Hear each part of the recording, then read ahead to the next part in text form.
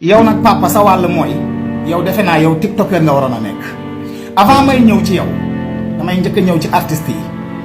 avant may ñëw ci Maître El Hadji Diouf ma ñëw ci artistes yi parce que artistes yi dama leen di ñaan benn affaire je n'ai rien contre vous yéen ñëpp nag laa wax d'une manière générale globale su Ousmane waratee yëngu wala mu yëngal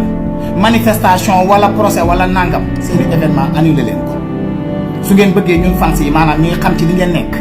annulé leen événement yi parce que yéen xam ngeen bien beau que ni Ousmane bu waree jóg wuyu ci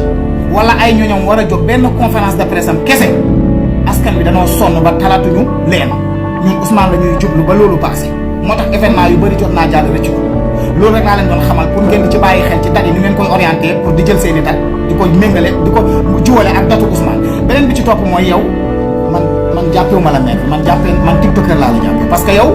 man defe naa da ngay def li ngay def nii pour am ay nombu tab. sama gars yi ziar naa la ñëpp waaw baal ñëpp ak di baal ñëpp ak sama gars yi waxuma la kenn mais doomu aadama bu yaakaar ne fenu Adji Sarr dina tax nga tëj ci Ousmane Sonko yow yaa ngi nax sa bopp. nag ñun Ousmane Sonko moo ñu gënal yéen ñëpp yéen ñu nekk ci nguur gi yëpp Ousmane Sonko moo ñu gënal daal Ousmane Sonko moo ñu gënal yéen si yéen daal Ousmane Sonko moo ñu gënal képp bépp membre bu nekk ci nguur gi kon nag soyez prêts waaw ñëpp Sénégal yëpp at nañ dossier bi ñëpp xam nañ ne kii day fen dossier boo xamante ni benn pile